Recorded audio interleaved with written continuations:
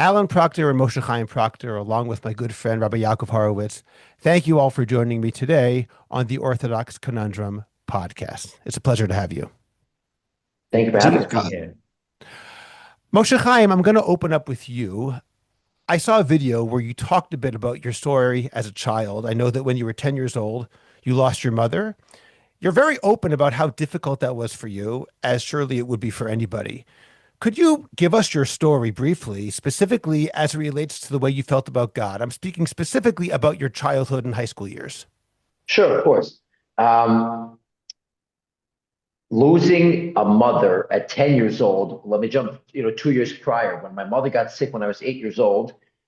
And then for the next 2 years, from the age of 8 till 10, having to travel around, to find my space within a world that's ever so changing. Mother was in clinics in New York, California, and Mexico. I remember in school, Rabbi Horowitz was there. Obviously, they had, pray for Chaya Mir Basef Halevi on the board. That affected me as a young child. Now, needing a space, needing a healthy outlet for that, where to place my emotions, like any other kid would. I say all the time, God sent me a tremendous gift called basketball that already at 11, 12, 13, 14 years old, I was able to put all my talents into basketball and not into drinking, smoking, drugs. Putting all the efforts into basketball already in fifth grade, I said I'm only playing with eighth graders, and then and having that as my healthy, or sometimes not even so healthy. I get upset if I was missing shots, full that words are coming out of my mouth. But that was a space where I was allowed to show my aggression, my passion. I was able to almost escape like kids today. They scroll on social media. They take there's smoking pen, or they're injecting things. God forbid. It's all as an escape from reality. Basketball was that escape for me, and it turned out to be almost a tremendous savior for me. And the rest is history. I went to high school, and that's the rest of the story. But basketball was that space for me to allow me to process what I was feeling, and even better, it's to allow myself not to feel what I was feeling, and allow me to just be me. Well, obviously, that's very, very important. I'm sure Rabbi Horowitz gets a lot of credit for pushing that and allowing you Yeah. to really indulge in that. But I want to ask you about your emunah b'Hashem, your faith in God, which you're open about as something which you essentially dropped. You said, I'm not interested in God anymore. God killed my mother, so why would I want to have a relationship with him? Is that correct? Not 100%. For me, it was a double whammy. I said, look, is there a God or is there no God? I'm not sure. But even if there is a God, I don't really care. I don't, I guess the kids say, I don't mess with him. I'm not there with him. I don't care. He took away my mother. This is my mother was 38 years old when she got sick, 40 when she passed away. She was a model in Europe and she becomes a balance too. But this is a reward, God? Like Zu Torah and Zu Scholar, this is a reward? Now that's a real question. That's pain. That's real. I didn't run away from that question, and that I carried with that. So I had to channel those feelings into basketball, which I went to Mount Orthodox High School, into TABC, and I was able to into basketball, and then having trainers, and playing in the Jewish Olympics, and pushing myself in basketball to hey, you don't deal with God now. You're not ready for it now. And of course, my father and other artists were smart enough and almost, ahead of the curve to say, hold up, let me work on this kid being healthy as a healthy individual, unconditional love, and we'll worry about his religious observance after. Well, in terms of religious observance, so you said you just didn't want to deal with God at all, but were you keeping mitzvot? Were you putting on tefillin? Were No, you shomer yeah, Shabbos? What was happening? no. For a while, I was not putting a tefillin. It wasn't keeping Shabbos. I took a lot of my bar mitzvah money and I bought a 70-inch flat screen TV, mounted it on my wall, and I stayed openly. It was Olam Haba. It was heaven. I loved it. Friday night, my father would come home from shul, make kiddush, hamotzi. I'd eat some hamotzi. I'd say, Papa, I love you. And I went downstairs to watch, Friday night basketball. And my dad would say, he was very clear, this is not the way that mommy and I raised you, but I'd rather you be here under the auspices of my home, my love, my care, in my roof, than out at 7-Eleven, out in the streets, out involved in drinking, smoking drugs with that chevra, that get kicked out of their house, for not, shelling too, for not participating. Okay, thank you for your And, and honesty. and yeah, and of course I'll just finish with that only because my father gave me unconditional love, and I truly felt that. Did I not need to search for love from an external place, which of course are what the kids are seeking and struggling and searching for today. But they don't feel love from parents. I'm just, an hour ago by lunch, a rabbi here came over to me. He said his kid is 19 years old. He stays up all night watching internet and he sleeps all day. How can I help you? You don't feel love from the parents. And he says he fights with the kid, argues with the kid. You don't feel the love. I felt that love. No matter what I did, religious observance or not, my dad was always there. And that Okay. saved me. Thanks again for your honesty. We're going to come back to Of you, but I course. want to switch Sure. over to Alan for a moment and ask you what that was like for you. Here you are, you yourself are a religious parent dealing with the passing of your wife. And meanwhile, your child is rejecting the values that you brought him up, you and your wife, Aleha Shalom, brought him up to embody. What was that experience like? Great question, Scott. And first, I have to start by giving a tremendous Hakaras Hatov to Rabbi Horowitz. He was my mentor, my guide, if you want to use the term, my Sherpa, climbing Mount Everest. You know, trying to go up something that I never thought in my life I'd have to go up. And he was the one that was there for me more than anybody else with his unconditional love and acceptance and counsel. Whenever I needed it, we came, we took walks. So he's on the screen here, and I just have to say that publicly, how much I owe to him. Thank you. You were incredible because you were always open to listening. And I told you things that were counterintuitive, that made absolutely no sense. And, logically, which is, lay back, give him some love. And I've been telling this to parents for over 30 years that I'm not saying that my approach is right, but this approach, I've had this literally all my adult life. At the beginning, it was extremely non-mainstream, at the time. But if you do that, just be aware that it's going to get a lot worse before it gets better. And I always, Reb Scott, I always would tell this to parents all the years because if you don't tell them that up front, then when that happens, it's so devastating. So it's like saying that tomorrow in New York it's gonna be minus 22. Okay, it comes, but yeah, at least you're prepared for it. So I would say your job is to give him stability. The Someone pulled a chair out from under his life right now, and he just needs to get back and stable. Now, what happens, the reason it gets worse is because most kids don't show the parents exactly where they're up to religiously. So in Moshe's case, let's say he's watching TV, so he'd be grabbing a phone or a tablet or whatever it is and watching under his covers so nobody should see him. So dad doesn't know where he's up to. When you tell the kids to be honest, that it's okay, I love you, we'll work through this together. So if it's 1 to 10, 10 being the most intense rebellion against religion, so parents see 2, 3 and they're concerned, legitimately so. And then they come to someone like me and we say, just let him go. He needs to, and they test you sometimes to see if you're really going to stick with them. So it's going to get worse. It's going to get to 7, but that's part of the process. Okay, Rabbi Yankee, I want to get back to that in a moment because that's such an important point and one of the essential points you have to deal with. But I don't want to get ahead of ourselves. I first want to get back to before Alan heard that advice, what his experience was like when he first realized that Moshe Chaim was where he was religiously and emotionally. And then I want to hear more about how you dealt with it. So let's get back up just a little bit. So Alan, what was that like for you? So I guess probably thinking back, it all started when we got the diagnosis that my wife was sick and that it was very serious. That was May 1st, 2007. So the kids were 8, 6, and 2. They were really young.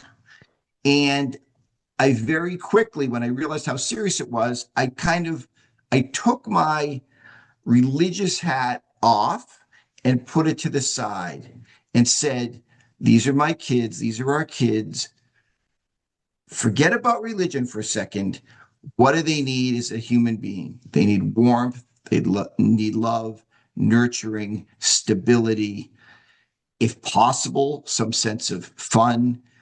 A kid should enjoy. The kid's a kid, right? They're so young. Why burden them with this, why do we have to burden them with this tremendous, we don't know how it's going to turn out. It was 2 years she went through treatment before she was after. Like, let me try to keep life as normal as possible, just as a human being, not being religious, not putting that completely aside. And if I'm sincere about it, and I thought about it before, being a Baal Tshuva myself, coming from that world and choosing the Torah lifestyle. Maybe for me, it was a little bit easier than somebody who grew up that, their parents and grandparents and great grandparents were extremely frum and so forth, because I knew what it was like that. And I was able to focus on just what do my children, each of the three children, need, and trying to give it to them. I want to just clarify, you were Baal Tshuva before your kids were born, correct? Correct.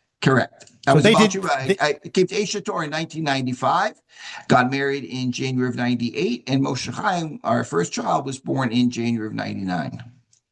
Okay.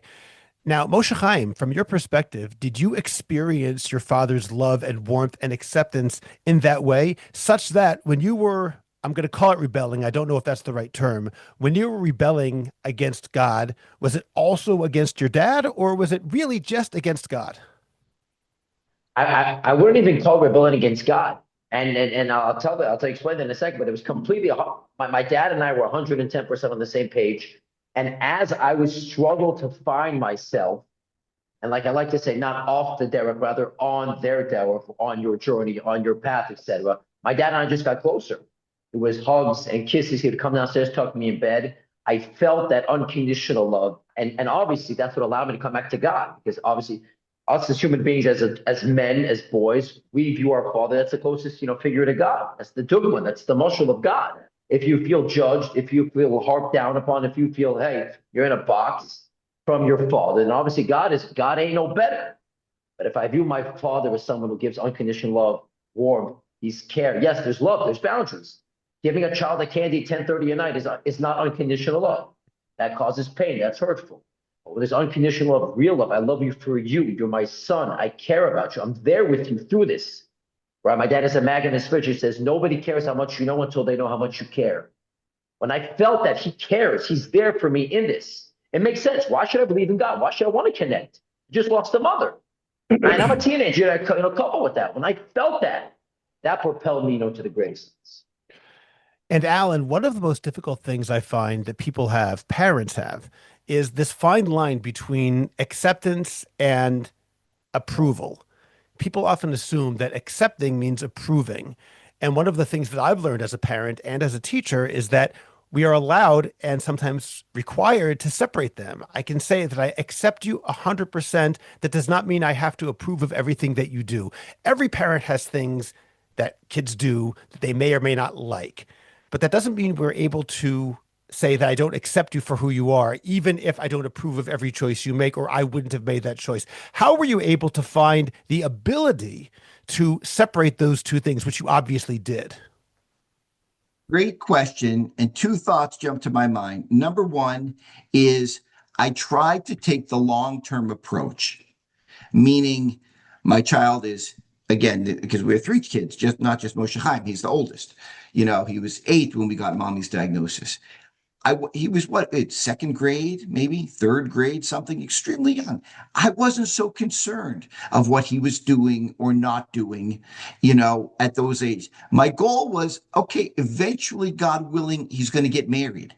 I have to make sure between now, when he's 8, and whenever he gets married, that whatever he goes through, whatever Hashem puts us through, that I want him to get to a healthy, whole, balanced, Toradic place, ideally, and then he'll be ready to get married. And there are going to be ups and downs and bumps and bruises then. And so I was willing, almost, I guess, like stock market, you hold it for the long term. If it goes up, it goes down, you have to know that's going to be the norm of how things go, and take the long term type of thing like that. So that's how I looked at it with all of our kids. And so I didn't, the acceptance and approval, I couldn't even imagine. I would look at my kids, honestly, Scott, all of them, and I'd say, I can't imagine the pain that each one must be going through. Thank God, my mother, even today in 2026, she's alive. She's 90 years old and going strong, right? So I can't imagine what it would be like. And I cried for my kids. And so, who am I? Why am I going to put these restrictions? And, especially when they're little kids, they should be having fun, growing, enjoying, exploring life. And now they lost their mother. And I know how close I've been to my mother my entire life and thankful. So that allowed me, I think, to just, it was really not an issue. Rabbi Horowitz, I want to move to you and to what you said before. Now, we're going to get to that idea that you said it gets worse before it gets better. But even before that, it's a preliminary question. I once knew somebody who ran a Baal Tshuva, I'm going to call it broadly that, a Baal Tshuva type of seminary or yeshiva organization. I don't even know what to describe it here in the Beit Shemesh area. And I remember asking at one point about what their goal was in this school, in this institution. And these were for young adults who came from really problematic homes and broken homes. And I said, "You try to work on them to become more religious?" And he kind of chuckled and said, "Halavai, we're not even thinking about that. All we want for them is just to be stable people who can live a good life. If they become religious, that's icing on the cake. That's the next step. Wonderful. But halavai, they just grow up to be normal human beings who are able to be independent." And I'm wondering how you feel that as someone who's been a rosh yeshiva, as someone very, very clearly part of the Orthodox community. Do you agree that, so to speak, making them religious, again, to the degree we make anyone anything, but trying to get them to be religious is really a secondary concern when you're dealing with a young man or woman or a child who's gone through a trauma? I had two roles here. I was I was working with Alan, which was heartbreaking sometimes, but inspiring at how open he was to listening and all of that. But I was also doing my best to give Moshe Chaim and Avi a comfortable space in our yeshiva. That I did so many little things to prep it for them, that they should, that they should be comfortable. And if they were to exhibit rebellious things against God or other things, that they should have a safe space to do that. There was so many different things that I would do, but I had to deal with Moshe that if he had something to say that might come off as a little disrespectful. Remember, Moshe? I said, come into my office. In my office, you can say anything you want. You can say you hate God, you're upset with God. You can say anything. But if you do it in the hallway, I'm going to have to say something. So please, let's do it quietly. And Moshe, you were great about it. And I think we're not gonna. I think we're gonna have to bring up the Malice in the Palace story. absolutely. Tell us about Tell the him, Malice in Moshe. the Go Palace ahead. story, Moshe Chaim. The story was I was playing basketball one day, and we were in the gym, and obviously as kids, you joke with each other. I said to one of the kids, I remember which kid it was. Let's call him Jack. I said, Jack, I'm gonna kill you. Jack, I'm gonna kill you. Like we were, trash talking on the court, already at a young age, and he took it seriously that this guy Mo Proctor is gonna kill me. So he marched his way down to Rabbi Horowitz's office, and he obviously told him what just aspired. And Rabbi Horowitz called me in, and I'll never forget. He had a little, office in that bottom floor where they took out his iPad, and he typed up on YouTube. He typed up, Malice in the Palace. Ron Artest and Ben Wallace and those boys out in the stands fighting with the fans. Throwing popcorn and beer and what was exactly his covenant? We're gonna have to ask Rabbi Horowitz in a second. But what I took from there was deep breath. Okay, look, these professionals also get angry and it happens and calm down. You'll be okay. Here's a safe space.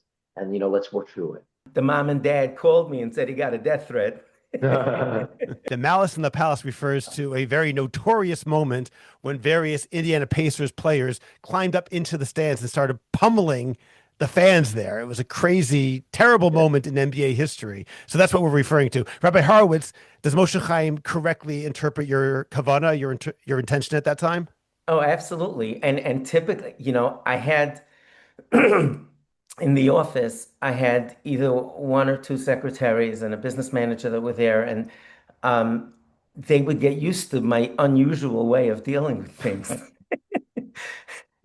What would be the typical response? Chaim, you're suspended or whatever. I'll give you this or that, or tell him about his temper. And I just let the video talk. I didn't say a word, just like you remember. Wow, it's a long time ago. We just watched it together. I said, Moshe, what's your take? He says, yeah, you probably are telling me that I like basketball, and if I lose my temper, it could end up really badly for me. And I said, yeah, sure. I hope you'll go ahead and, join a league and really be good. He was incredible. I mean, and Moshe was a wonderful, um, incredible looking now at how much better he is in sports than the average people. He was like that as a young kid, and he always passed the ball. He was always gracious in winning and losing. That was an exception. He lost it, he lost it. And I remember my secretary coming over after Moshe left and said, Rabbi Horowitz, that's something I didn't expect, but that's what he needed. And if I would have lectured to him, he would have started rolling his eyes. But the safe space really extended itself to the whole school. Very sadly, we lost, I hope I don't get emotional, we lost three mothers to cancer over a 12-year period. And each time, the kids were, of course, praying for the mom for months or years. Um, and God forbid, when they passed, um, I would go into the class and speak to them about what a shiva call looks like, what their friend is going through. And then a day or two before they returned to class, I would come into the class and write on the board. They said, Moshe is coming back on Tuesday. How should he react? And I would write, I'm going to learn extra special to zechus for my mother. Number two, I don't want to learn at all because I'm angry at God. Number three, please make me laugh. I was sad after sitting Shiva. Yeah, number four is I just want to cry. Just give me some space. Leave me alone. Treat me like everybody else. I deserve more space than other people. I went through all of them and I said, what's the right response? And the kids would vote. And then I'd say, here's my vote. And I would check off each of them and tell the kids, it's perfectly normal. It's backed by research. It's backed by my anecdotal experiences. They're going to go through this whole range of emotions, sometimes within the same minute. And that's part of the grieving process. You know what your role is? Your role is to support him. It's not about you. It's not about how you feel. It's not about what you want to say. I told him that in a Shiva home, we don't talk. I would tell the kids what's going to go on in a Shiva home, but we don't talk before the mourner speaks. Why? Because he or she might not want to talk. And you might think you have the best thing to say, which might hurt them more. So your role is whether he increases his religious experience or decreases or gets angrier or more understanding, you are there to support him. And I even had with my staff, I had a staff meeting after each of these deaths, very sadly. I told the Rabbeim, the teachers, they shouldn't grade the kid for prayer for a full month. I used to get a report card grade on that. I said, some kids might not even open a siddur, a prayer book. And that's their way of saying, hey, I told the staff, I said, look, guys, I don't know if the prayers written thousands of years ago speak to the kids, but I promise you, they've davened more for their friend's mom probably than they ever did in their life for anything else. And it seemed like God said no. So just be ready for that pushback. And if we do it school-wide, and in my mind, I tried to create that safe space in case the kids wind up slipping from religious practice. The kids all understood it already because they heard it from me, that would be a possible response. Rabbi Yankee, I have two more questions for you before I go back to Alan and Moshe Chaim. My first question is, when someone like Moshe Chaim comes into the office and talks to you, as you describe it, in that safe space, saying how angry he is at God, or that he doesn't believe at God, he doesn't believe in God, or whatever else someone might say, or it might be not him, but one of his friends, anybody who's so distressed by this, how did you answer that? Because obviously, even seasoned theologians and philosophers and Rebbeim have a hard time with that question. How much more so when you're talking about kids? What would you say to them? I would say either not respond, you know, eh, or just let them know that it's okay to say that. Um, And sometimes I would respond like in different ways. One of the highlights of when I think of Moshe and his the wonderful time we spent together, he walked into to my office. Um, he had just finished. I'm sorry. Moshe walked into my office with a Gemara in his hand, and there were parents, two new parents, a couple was there to register, to interview to see if they liked the school. And they're both sitting there, and Moshe walks in. It was so funny, Moshe. I remember it like it was yesterday. You looked at them and you looked at me because Moshe, even though he didn't want to admit it at the time, was a Talmud student. So he says, "You said I can tell you whatever you want in the office. What's with these two cats here?" Right? Is it the same rules? I'm telling you. You remember, Moshe? You looked at me like, huh? Yeah. And I went like this, like, be yourself. It's okay. This is safe. So he said, Rabbi, we were learning this Gemara, this Talmud for 2.5 weeks. The rabbi said this and that and back and forth. And then they just answered the final conclusion. What did they waste my time for? I could have been playing basketball during those 2.5 weeks. That's what he said. Just Feel the same way today. I'm sorry. What'd you say? I said, I feel the same way today because still playing basketball. It's Just bottom line it. Listen, bottom line, it's the halacha. so what would you respond? It's blasphemy. So I turned to the parents and I said, you guys want to watch this? I got to talk to my student here. I can take him outside and you wait here for me, or you could see what this yeshiva is like and just watch. So they said, oh, here, here, here. So I said, sorry, Moshe, you're 800 years late. The Rambam, Maimonides, thought of that before you. He also Yeah. bottom lined it. So he came in with this rebellious thing, and I turned it around and I said, Maimonides did what you did. He just said that, I don't know if he said that, but that's what he was thinking. And he wrote it. He says, you used a little off-colored word there, Moshe. He said, you whatever you're saying, you just said that to make me a mildly off-colored. No, he said, you're just saying that to make me feel good. So I took, give me the Gemara. I put down the footnotes to the Rambam. I said, go into the study hall of his medrash. He came back, and I showed him exactly like where it is and what it says. And he walked back. So there were so many different ways I could have handled that. But when a kid comes in and tells you that they hate God, they want to hear that you love them. That's what they really want to hear. I think that's essential. The I question always isn't tell, necessarily meant to be answered. They of want the course, connection with you. they're not saying that he didn't. That theological question wasn't keeping him up at night. He wanted to know that if he trashes or says something disparaging about Gemara learning, that I'm still going to be there for him, and that won't affect our relationship. I think it's always that they test you with things like this to see how you're going to do with it. And once they get comfortable, then Then my other question, Rabbi Horowitz, for you is on an institutional level, you're running a yeshiva. And as someone who's run a yeshiva, I know that as very difficult as this sounds, there's actually something to be said for the institution comes first, because that's the klal as opposed to the prat, the general as opposed to the particular. Yes, we have to care for every individual, but we can't let those individuals ruin it for everybody else. And therefore, that's why yeshivot sometimes have no choice but to expel a student. It's tragic, but at times understandable. How do you decide that Moshe Chaim or anybody else like him is saying things which might undermine the yeshiva, questioning things that normally we don't allow to be questioned, and yet you allowed him to stay? How do you make that decision amidst the fear that it might negatively impact every other student's experience? it's a great question, of course, and it's always top of mind.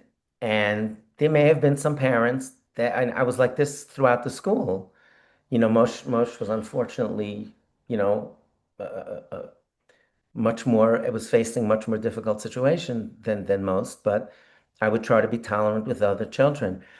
And when I used to take my children, took them to their first baseball game, I would tell them, they'd see every hit in the air, every pop fly looked like a home run. They would start cheering, and if it was our team. And I used to tell the kids, watch the outfielders, don't watch the ball. Okay, look at the outfielders. If they're running to the fence, go crazy. If they're running to the back wall.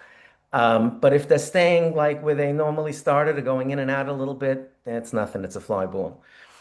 I always felt that kids watch me to see how they should process this. And I'm sorry.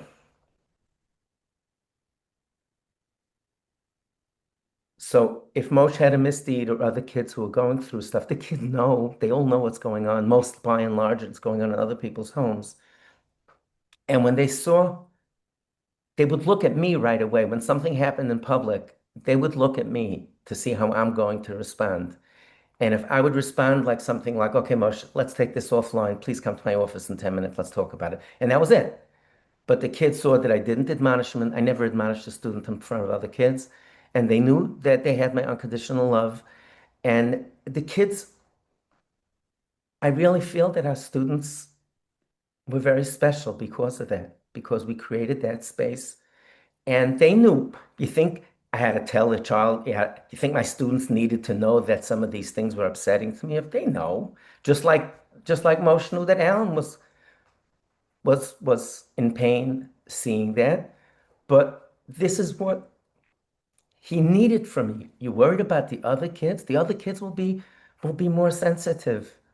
The other kids will be, I always felt this way. We shared when the school was small, we shared space. I took a large former public school space. I had extra rooms. I rented it to a school for disabled kids. And two parents came to me and they said it might be upsetting because they had much more kids than we did. And the kids were walking in with wheelchairs and they were concerned that it's going to upset the tempo of the school, the upbeat rhythm. And I told them, I said, every one of my students, of your children, will be better fathers to your grandchildren if they hold the door open for a kid in a wheelchair. That's what I would tell them. Excuse me. I said, if they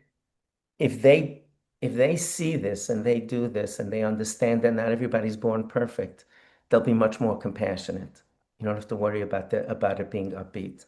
And that was always my feeling. And I think Alan modeled that for his younger children when he was patient to Moshe Chaim. Okay. Thank you for sharing that, Rabbi Horowitz. Moshe Chaim, I want to talk more about the way that basketball provided that grounding experience for you. I'll say from my own experience, one of the things I noticed as a teacher is that one of the most difficult situations with a kid is a lack of passion. In other words, I'd have kids who didn't necessarily care about learning, but they were passionate about sports or some other thing. And in my mind, I said, you know what? That's actually really good. That's a good meter to have, a good characteristic, because if nothing else, they still care about something. Later on, when they get older, we can then transfer the care about something that doesn't matter to something that does matter. But at least they have the characteristic of caring. Whereas the most upsetting situation was when someone just didn't care about anything. And then it was very difficult to try and inspire them because the concept of inspiration barely existed for them. So that's how I would take that. But I don't want to put words into your mouth. How was it for you having basketball? And obviously you were very good. I did see a video of you playing, I think, more recently, and watching you dunk. So you obviously are very good at basketball. How was it for you to be good at something and to have that something which you could be passionate about? 100%, Scott. But before I answer that question, I just have to go back and something you guys, Rabbi Horowitz was speaking about a second ago. And that is the idea of asking questions and having space. I met with Rabbi Moshe Weinberger. I was blessed to meet with him, when I was in high school. And at this point in high school, 10th grade or so, not keeping Torah mitzvos, not davening. But again, I have a soul. I have something that's yearning, wants something deeper. I'm blessed as a Rebbe Nation. I share my story a lot. I spoke in 2 seminaries on Thursday. I'm speaking again tomorrow night. So I share my story at 6 o'clock tonight. I'm sharing it. So I share this story a lot. And I mention a lot that the idea of, off the derech. So when I met with Moshe Weinberger in high school, and we started speaking about the words, I said, davening is a bunch of Chinese, and I don't have time for it. I'm not interested in it. And we started speaking about the words off the derech. You know what he told me? Scott, he said, I hate the words off the derech. I said, why do you hate the words off the derech? He said, off the derech implies there was a way, and the kid went off. He said, giving a kid a Gemara in 5th grade, telling him, learn this is not a derech. To teach a person what it means to be on the derech. So when it comes to, perhaps affecting, sharing, bothering, messing things up for other children. Look, in Asia, I don't think it's just a philosophy of Asia. Especially in 2026, you have to ask questions, because if you don't ask the questions, then they're all just building up and mounting up inside. And that's what causes robotic Judaism, motionless Judaism, emotionless Judaism. So just to speak about that, so even if I was asking questions, I think the opposite. I think it's healthy that people see it. So we don't live in Europe anymore. It's not a closed box. Ask your questions, because only when you ask, Can you get answers? Okay. Going back to basketball. So basketball, yeah, the idea of having passion and being able to place it somewhere, being able to then eventually channel it towards God and Avodas Hashem. That's exactly what it was. Already in ninth grade, 10th grade, 11th grade, basketball seriously, trainers playing them in the Maccabi games in Chile, and just having the idea of taking care of nutrition, exercise, sleep is important. I would take ice baths. If I wasn't playing basketball, I was watching basketball. The idea of having that, unfortunately, too many kids today. When I meet people and I say, "What are your hobbies?" Because it's very clear for us what mitzvahs are. Very clear what averos are. What about your hobbies? What are you good at? What's a safe space? What's something powerful? Something a permissible pleasure that you can partake in that'll save you from the drinking, smoking, drugs. And unfortunately, too many kids in 2026 haven't found that hobby, that space of theirs that, hey, so unfortunately, even in my own share, you have 3 kids that are ripping vapes. And this is a modern Orthodox kids, which is it's less common than the FFB kid that's off and it's just that's normal. That's normal. It's normal. Ziz, right? Putting this stuff, normal. Weed, no, normal. Drinking, no. You need to find something space. You need to find something healthy. You need to find something permissible, something that you're passionate about, that you can place your efforts in, that you can feel good about. That I'm good at this. That God has given me a talent and ability that I can bring out to the world through this vessel. And basketball was that for me. Throughout my journey, you can hear about this in other podcasts. I took a few years off from exercise and basketball stuff, and I'm proud to say, over the last couple of years, very back into basketball, into exercise, and being able to, be a positive inspiration to today's youth. Okay, that's great. Alan, let me ask you. I've heard Rabbi Horowitz describe the advice that he gave you, but I'd like to hear you describe what you heard. When Rabbi Horowitz talked to you about Moshe Chaim and your other kids, can you tell me what that advice sounded like to you? What was he saying to you at the time? One story in particular, I think probably typifies everything. It was, we were still on the point of mommy was being treated. So the kids were very young. We were flying to Los Angeles. And I remember on the plane, each seat had like a little video monitor. And each of the kids, of course, wanted to watch like cartoons or sports or something like that. And my wife, Aleh Shalom, was very frum. And she was like, no, I don't want the kids watching cartoons. I don't want the kids watching sports. And so I was thinking like, yeah, but it's a long flight to LA, and it keeps them, their attention focused, and, it doesn't seem so bad. And so I said, okay, I'll call Rabbi Horowitz afterwards. And I remember calling Rabbi Horowitz, and I told him and he was like, let him watch the cartoon. Let him watch the basketball game. It's okay.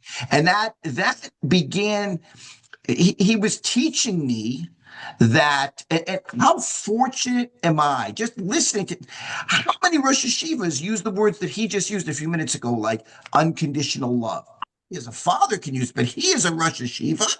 To use the word, you have to give your students unconditional love and support. It's unbelievable. I feel even more privileged that we were zocheh to have him for our boys for all those years way back when. It was tremendous. So he really taught me that you have to just take a step back, let your kids be normal. You're going to have to drop your quote unquote religious standards somewhat, so that you're going to have to find that balance so that the kids can be happy and healthy and emotionally balanced.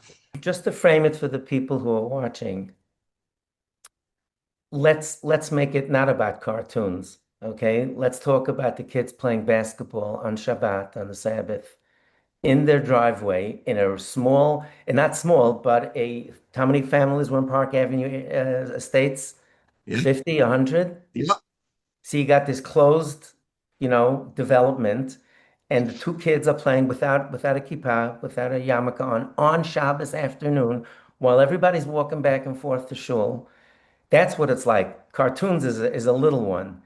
And, Alan said, because it was fascinating. You said, Alan, earlier that because you weren't born religious, you were able to compartmentalize that a little bit better, that the kids aren't religiously observant because you grew up with you could make the argument the other way, that you sacrificed so much for religion, and here the kids are not only watching a movie in their room, but on the court.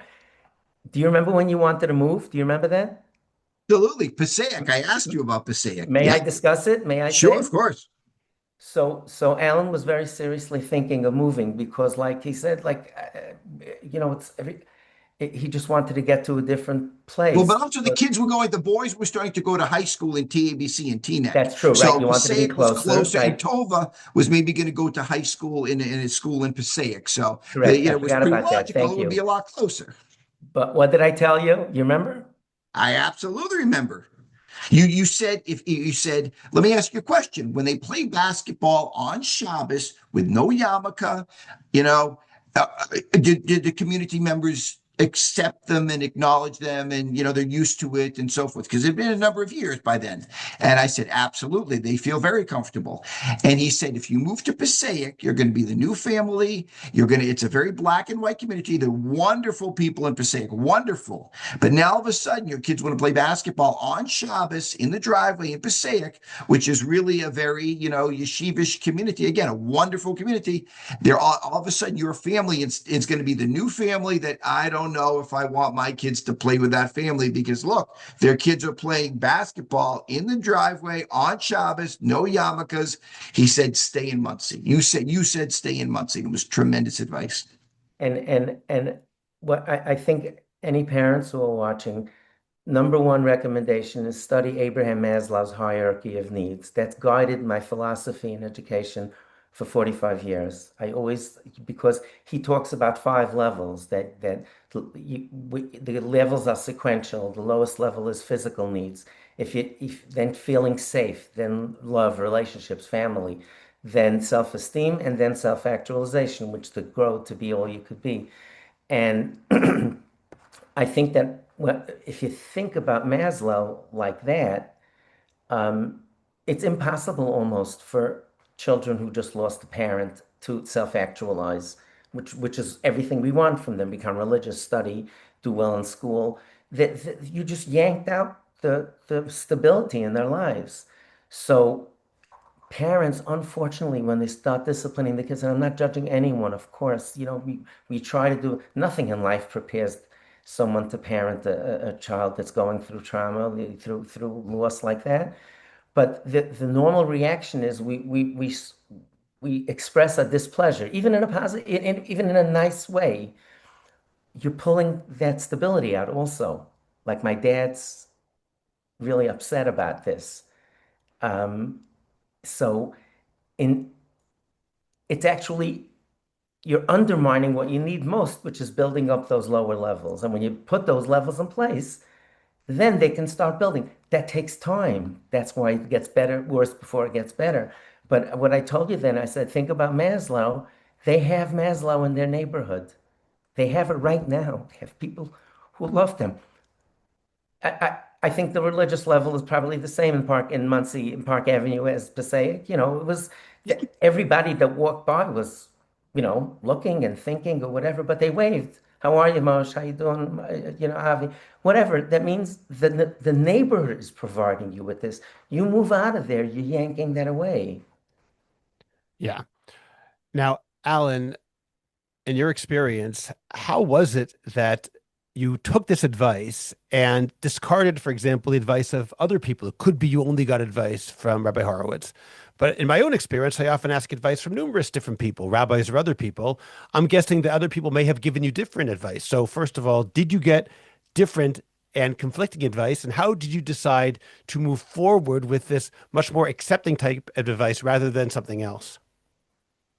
Great question. I probably did, thinking back again, this was a lot of years ago, but I probably did ask some other rebbeim and got maybe slightly different advice. However, Rabbi Horowitz, he's on the screen here, but in my mind, he's a gadol in this. He is mamish a gadol in this. I mean, Rav Chaim Kanievsky's Zatzal was a gadol in learning.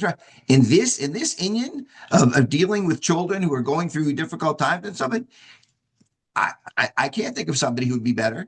So, he's going to be the person that I'm going to listen to. And it made it very easy to discard the other people's advice who don't have the expertise and the sense of caring and didn't know my kids. We were zocha that my boys were students at his Yeshiva, it's now called Yeshiva Katana, or Ruvain was called Darchei Noam back then. So he knew my kids, he knew the family, he knew my wife. He has all this experience. He's the one I'm going to listen to. And And was he it and he difficult would when, call me And I would call him. after one of those sessions. I knew for sure. I never asked you. There's a lot we're finding out about each other now. You would call me randomly, 6:30 at night on a Tuesday. Say, Rabbi Horowitz, you sure this is the right thing? You sure I should be doing this? And I knew for sure. I was so polite. I didn't say, okay, who'd you talk to now? And of course, I was happy that he got advice from other people. I didn't, but what you would call me like, you sure this is the right thing to do? You sure? Or he'd come over to if it was really serious, he'd come over to the house. We'd walk around for a couple of miles, and you know, you stuck with your North Star. And the truth is, look, different people have different. I'm not saying that other opinions aren't valid. I'm not saying I have all the answers. Based on my experiences, this is what I thought was right. But parents, it takes such a strong stomach to do what you know in your heart is right. I often tell parents, when parents tell me that they're thinking of doing this, the kids are wearing different clothing than I said, what would you do if you were on a farm all by yourself? If you were on a farm and you had to make a decision if your kids should play ball, let them play ball on Shabbat, or let them dress in a rebellious way or other things like that, would you do the same thing, or would you be less concerned? And if it's only about the neighbors, I don't think I ever told this to you, Alan, because you were all in, but I would tell parents very gently that I found over the years that people who make a fuss about little things, smaller things, because they're embarrassed of the neighbors, you get much more embarrassed, God forbid, about much bigger things later on. You won this little battle, you won the other thing, you got them to do what you wanted, but that's churning and it's going to bite you much, much harder later on. You're much better if they do the rebellion when they're younger and there are smaller issues, and then let them go. And what you said about the sports, I would often tell Alan, I said, if you want him to stay off drugs, just make sure that he's totally engrossed in sports because he's Lamborghini. I smiled when you Yes, said, sir. Moshe, could you tell Rob Scott what you said about the Lamborghini? About the sour stick? Is that what you're referring to? No, no, no. Yeah, about the Well, yeah, no, not pouring Coke into your yeah, no, for sure. uh, I'd often say, even when I wasn't religious, I would say, my body's a Lambo. I ain't gonna put that garbage, that diesel fuel in my Lambo. And I'll give you a Misa story to back it up. I was in a summer camp, sleepaway camp, but again, not religious at the time. But a kid came over with a sour stick. I was in, 10th grade, 11th grade. He's like, Mo, you want a sour stick? Appreciate it. Took the sour stick and I chucked it. Said, get that garbage out of here. I said, my body's a Lambo. I don't put that diesel fuel in my. You put diesel fuel in your Lamborghini, it's not going to run properly. I only put premium unleaded fuel in you. So when you that's exactly what you're saying. When you have that tunnel vision, wow, nice. LeBron can take care of his body, but Mo Proctor can't take care of his body. And when you're focused, that saves you from a lot of the garbage that's outside. well, Moshe Chaim, let me get back to you because obviously now you said you're teaching at Esha Torah. You've obviously come a long way religiously since those days when you were putting on tefillin and you were playing basketball on Shabbos in your driveway. What happened that you are where you are now? Because the reason I'm asking isn't so much for a faith renewed story, but as a encouragement for parents, because first, as Rabbi Horowitz said, it gets worse before it gets better. So I want to hear about what was that moment when it started to get better and how did that occur in your life? Do I have 1 minute, 3 minutes, or 5 minutes? Take whatever you'd like. All right. So when I went to high school, 9th, 10th, 11th grade was just super focused on basketball, my skills, playing in the Jewish Olympic Games, a phenomenal experience that my father actually came and joined me with. And then at the end of 11th grade, I had an experience in summer camp. We're not going to mention the camp, but experience in summer camp was the first time I was forced to play basketball. And I said, wait a second, this basketball is fun, but it was never something I was forced externally to play. I took a pen and I wrote on my hand, do more of what makes you happy. Basketball's not making me happy. I got to do something that makes me happy. I paused basketball. I started focusing, exercising, nutrition. Now, why I say this is I was so turned off to basketball. In 12th grade, senior year of high school, I almost didn't want to play in the team. But they said, Mo, you're the best in the team. You got to play in the team. Make a long story short, I played in the team. But something already within me says, wait, basketball's fun. there's got to be something more to life than basketball, right? Like my father in his story, traveling, from 21 to 30, traveling around the, United States after war and then Fortune 500 company and the Golden State Warriors, and money's great. There's got to be more to life than making money. For me, basketball's great. I love it. There's got to be more to life than making money. And might I mention, even when I was playing basketball, I was successful, but I wasn't always happy. When I was missing shots, four-letter words were coming out of my mouth. And Sunday mornings, before, America, you watch football on Sunday, which starts at 1 o'clock. I'd wake up 10, 11 a.m. I would turn on a Catholic preacher on TV who gave me inspiration to get in touch with my soul, to get in touch with God, that I was searching. But I couldn't come to grips with the fact that, hey, if there's a God, there's a source, an infinite power, how could he take away my mother? Then I started learning about Amunah, and that, Rabbi Shalom Arushkar and Amunah and David Ashir living Amunah, that perhaps there's a creator of the world who loves you infinitely, more than you can ever imagine. And why and yes, you don't understand October 7th and the Holocaust. And thank God the creator of the world's IQ level is higher than Mo Proctor's IQ level. And etc. And I started turning in this sugya, in this topic, and I said, wait a second, I got, like an Omar Modoc guy, I got to come to Gap, got to come to Israel. Came, for Shana Aleph, first year in Aish, in Gesher. And I was already from day one, I was into it. I got to find out more. I really got to touch with my soul, Hasidic thought. Stayed a second year, got into Gemara, Halacha, because again, my nature is passion. Some would call it extreme. I call it passion. That, if I want something relentless, I'm going to get it. Stayed 1 year, stayed 2 years, stayed a third year in Aish. And at this point, I was very, as we call it, I was very flipped out. I hate the word flip out, because I preach flip in. People should flip in, but I flipped out entirely, which is, my past and basketball. The names LeBron and Kobe, I deleted from my mind. I speak about this openly, which I completely recommend against this, but this is what I did. Again, it's for a longer conversation, but stayed a third year in Aish, then I went on to the Mir, and I can, pursue the higher learning of education, and thank God we got married, and I've been married for 3.5 years now, thank God. And about 2 years ago, we're in America having my son, and it was just constant. Wait a second, God makes no failures. There's no mistakes, and if you went through what you went through, it's lechatchila, it's the best, and Hashem put you through this in order to inspire and to help and connect with people. The Jewish youth that are so struggling. Because look, I'm the youngest one on this podcast by far, probably by 30 years at least. And I'm going to speak from a youth perspective. The Jewish youth, I'm 27. We have a hard time looking up to that rabbi with the white beard, if at all. Right? I was speaking on chops with some kids. That big Godel, which is, picture of the Godel learning in front of Gemara, does virtually nothing. Even to myself, I'm being candid. I have a social media page. I say everything up the way it is. I'm not hiding it. Even myself, that virtually does nothing. Doesn't inspire. We're 26. We have tivus. We're involved in content. We're on the social media. We people are chasing women. There's a lot going on in this. So I said, hey, I want to be able to relate to the youth that are struggling through this, have that balance, and 1 foot being connected to Masorah and Jewish wisdom. And from the second side, being able to relate to this youth, this figure who's struggling to find himself in 2026. And that's, so being here at Aish, but Aish is just the ground, putting on social media and all the stuff we do, trying to inspire and to relate and teach people. Look, I always joke, you say the Amish folk, right, in Pennsylvania, we're going to have to fact check this, but if not, what I heard growing up is that when the kid's 18, the parents give him money. They say, hey, him or her, go around, travel around America, travel around the world. You have an entire year to discover. If after this year you want to come back and join us in Amish Town, great, we want you here. And they hope they'll come back after seeing the big bad world out there. But if you want to go free and you want to live in the normal world, this is the time. Go. Now we'd say halavai by Yidden. The Jewish, kids 16, 17, 18 can have that year off to choose it.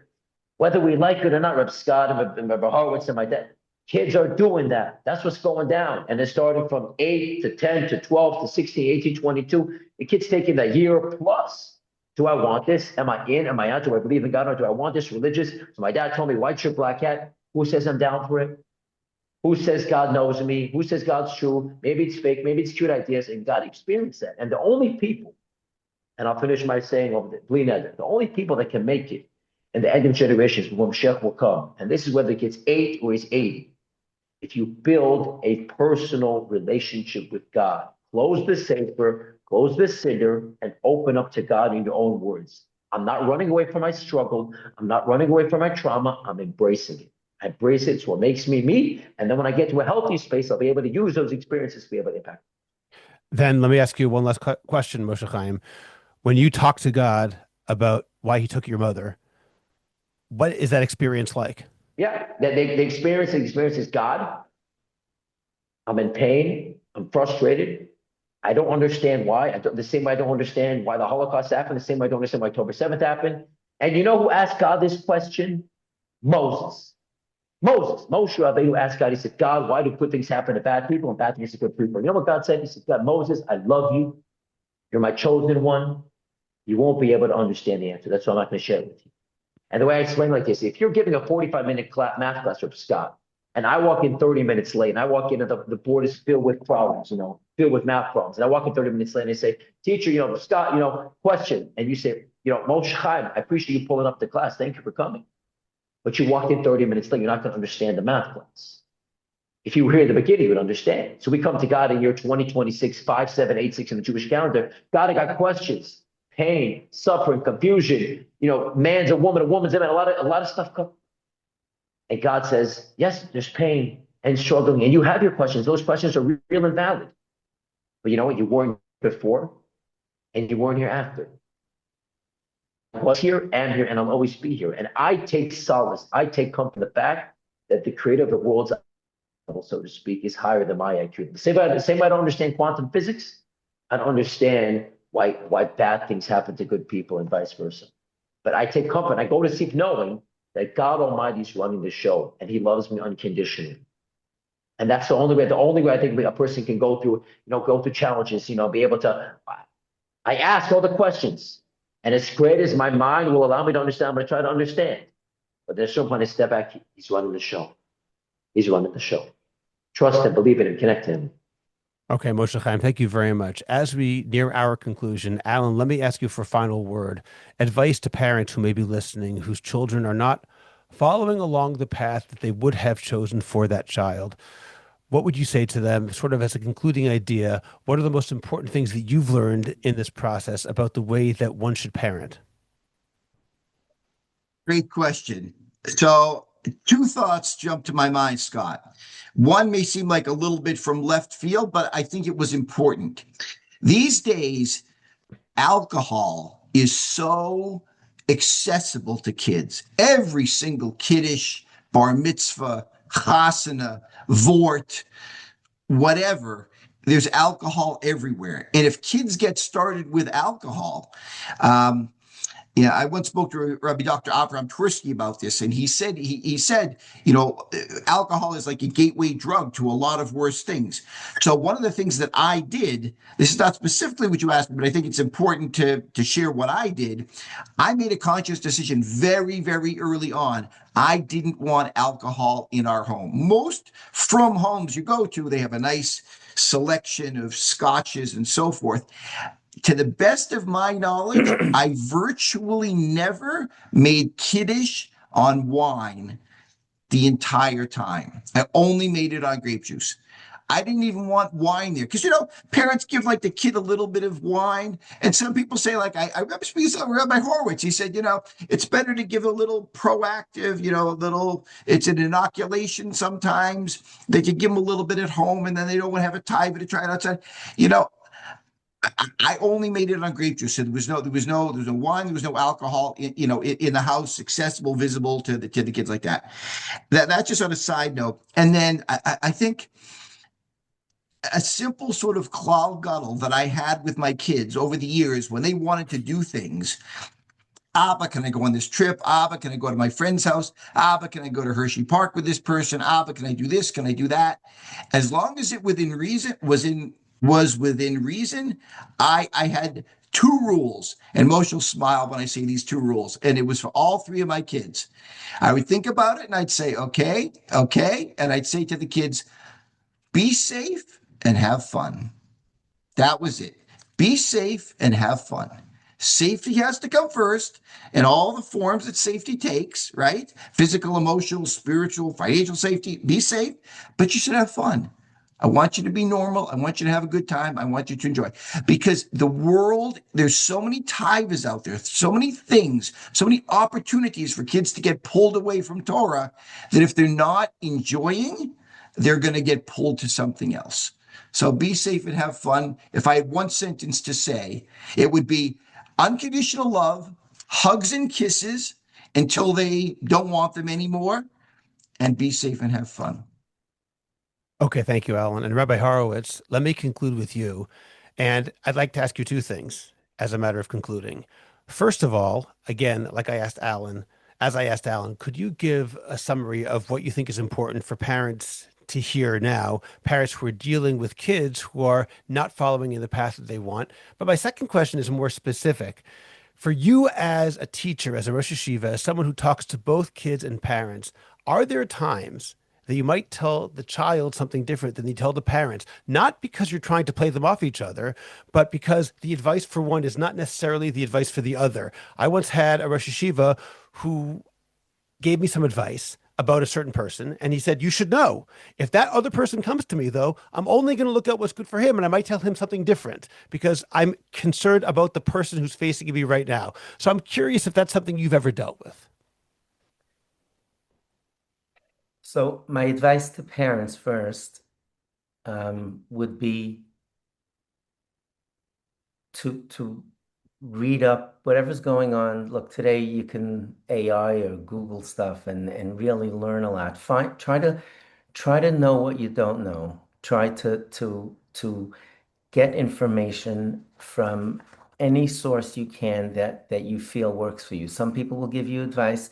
It has to speak to you. I think all parents should process this and say, is this the right advice for me? Do I feel comfortable that this is the right thing to do? And let your children know that you'll always be with them, that you're doing this together, and think of it as a shared journey. Um, and I think that challenging experience that kids face sometimes make them really extraordinary adults. There's Malcolm Gladwell wrote about it. It's called Eminent Orphans. 14 of the 46 American presidents lost a parent before the age of 10. And people who are, on the other hand, children who lost a parent are 2.5 times more likely to be in jail. I'm talking about research-based studies. So realize that a tragedy, a difficulty, a kid with a learning disability, and anything where children don't fit into this construct we call school, sets them up either for a lot of challenge or possibility of really becoming an extraordinary adult.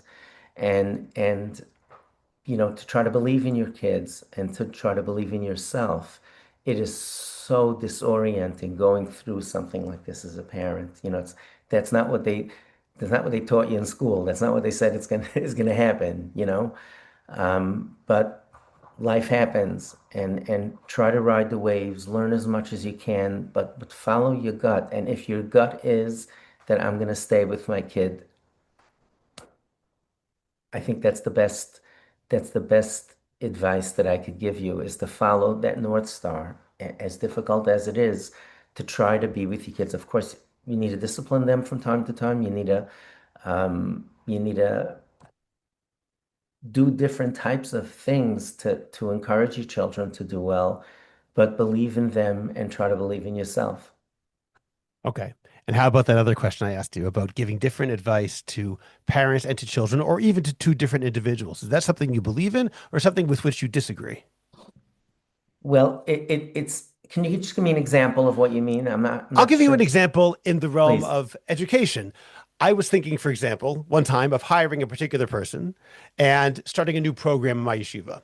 So my partner and I in the yeshiva went to a certain rosh yeshiva, and he said, what problem are you trying to solve? I don't think this would help you out. And he told us, however, if that guy comes to me and says, should I take the job, and encourage them to give it to me, I might say something very different, because from his perspective, it's a great deal. It's a great job. So I'm wondering if that sometimes happens to you as as a balaita, somebody who gives out advice, the need to look at every individual facing you. I have to tell you what's right. My job isn't to fix the situation. My job is to tell you, the person in my office right now, what's best for you.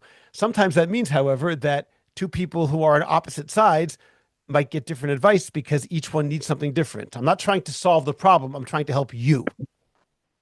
Well, I would think that's the only thing to do, because when somebody comes to you, then that person is I always feel,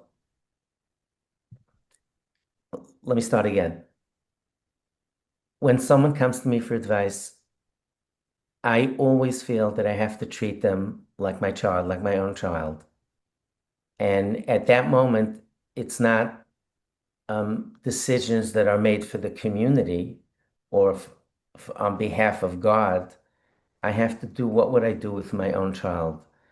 Uh, uh, um, and it's almost inevitable that people will come from different aspects of the situation, and they might, you might have to, you have to give them advice. If I told Alan, I encouraged Alan to let the kids play basketball on Shabbos.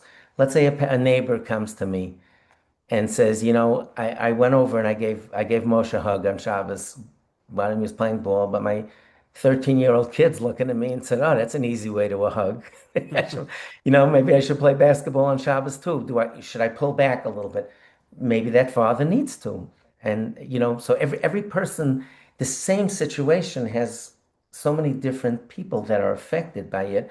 And sometimes that advice, if someone tells me, let's say, I'm okay with it, or even a parent says, I'm okay with it, but my spouse isn't, or I'm okay with it, but my parents are saying things.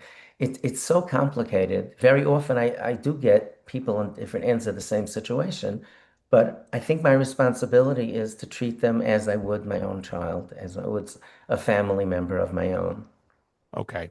Well, I appreciate that. And I appreciate all of you joining me today. This was an important conversation, and hopefully we'll do some good as people listen and get some new ideas about how they should deal with some very difficult and not easy situations. So Alan Proctor, Moshe Chaim Proctor, and Rabbi Yaakov Horowitz, thank you for joining me.